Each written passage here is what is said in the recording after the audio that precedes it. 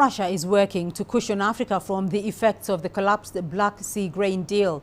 Russian Deputy Foreign Minister Sergei Vershinin made the announcement on Friday. The deal expired on Monday after Russia pulled out, saying that its own export demands had not been met.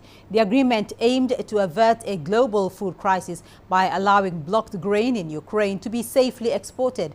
Türkiye, which brokered the deal with the UN, is optimistic a planned meeting with Russian President Vladmir Putin in August could revive the deal. Turkish President Recep Tayyip Erdogan has called on Western nations to consider Moscow's requests. Of course, there are ongoing communications and efforts so that African countries do not feel any negative consequences from Russia withdrawing from the grain deal. Russia exported in the last 2022-2023 season, which started on July 1st last year and ended on June 30th, 60 million tons of wheat. Ukraine exported 47 million tons.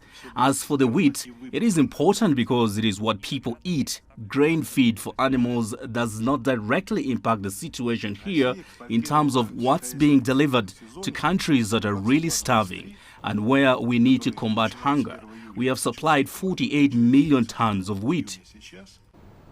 Well, Leon Ssenyange is in Moscow and joins us live from there. Leon, Türkiye says that Putin talks could help restore the grain deal, while Russia says its promises to supply food to Africa will be fulfilled. What are you hearing from the Kremlin on the grain deal, and how does Russia intend to supply food to Africa? Well, indeed, the grain deal has definitely been at the talk for at least a year now. And just early this week, like you hinted, Russia terminated its participation in this particular deal. And just earlier this afternoon, the Deputy Foreign Minister, Sergei Shadovin therein reiterating the fact that Russia will not try as much to put as much emphasis in trying to restore this deal. But the engagement by Turkish President Recep Erdogan there in giving a little bit of hope, but it still could be far-fetched. In regard to Africa and the possibility of regaining some of the gain of grain that could come through, the replacement initiative that has been mooted is that Qatar could pay up for Russia to transport some of the grain to Turkey, and then Turkey could supply to the countries that are very much in need. Neither Qatar nor Turkey have yet confirmed their engagement in this particular idea, but it could be the kind that could give some hope, especially for countries in Africa. Well, Leon, Russia has continued to hit Odessa region with missiles. What is the latest on that operation? Well, Thursday night made it 4 nights in a row since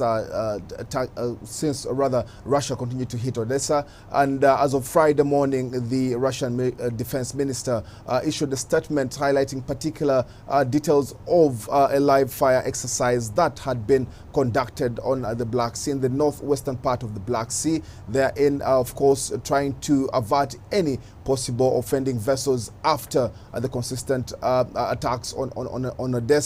A ship, of course, destroyed a target vessel. The Russian aviation and the Navy were also involved in that particular exercise.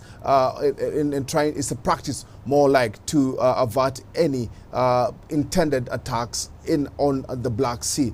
What the Russian government also emphasizes is that particular vessels heading towards the Ukrainian port could be inspected.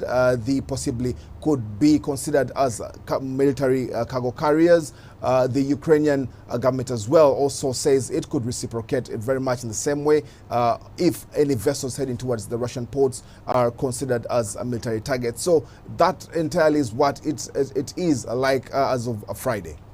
All right. So finally, President Putin has accused the West of stoking flames of war by supporting Ukraine. Can you tell us more about that? Yes, and it doesn't fall far away from how Ukraine has managed to maintain this offensive against Russia's attacks, particularly in the southeast, and more recently, the fact that Ukraine has announced or said it could use the cluster munitions in fending off the Russian attacks. And these are ammunitions coming in from Washington. Washington has been greatly criticized over the supply of this, and not just the USA itself, also NATO has supported Ukraine. That, of course, becomes President Vladimir Putin's biggest cry therein. And he says that this definitely will not bring an end to this particular crisis if there are different parties that are supporting Ukraine. And the likelihood that this conflict could come to an end is definitely very far, as it still continues to have catastrophic effects, not just for Russia or even Ukraine, but I mean globally.